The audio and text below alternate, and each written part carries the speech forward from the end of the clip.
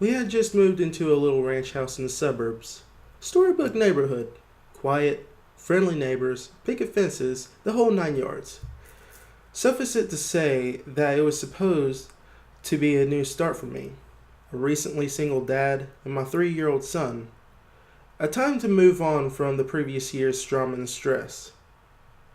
I viewed the thunderstorm as a metaphor for this fresh start.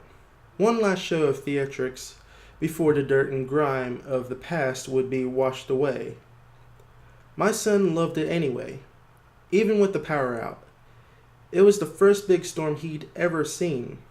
Flashes of lightning flooded the bare rooms of our house, imparting unpacked boxes with long creeping shadows, and he jumped and squealed as the thunder boomed.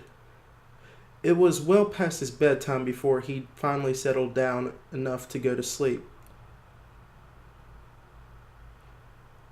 The next morning I found him awake in bed and smiling. "I watched the lightning at my window," he proudly announced. A few mornings later, he told me the same thing. "You're silly," I said. "It didn't storm last night.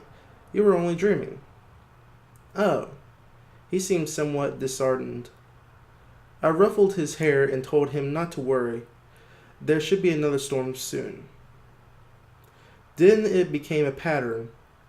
He would tell me how he watched the lightning outside his window at least twice a week, despite there being no storms. Recurring dreams of that first memorable thunderstorm, I figured. It is easy to hate myself in hindsight. Everybody assures me there's nothing I could have done, no way I could have known, but I supposed to be the guardian of my child. And these are useless words of comfort.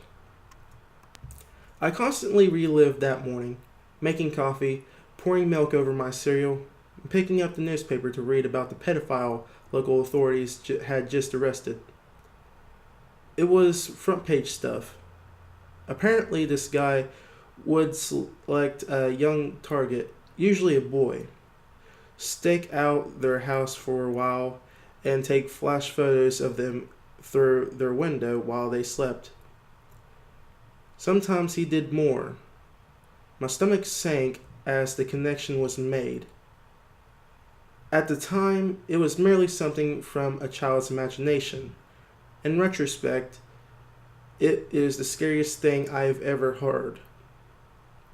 About a week before the predator was caught, my son came up to me in his pajamas.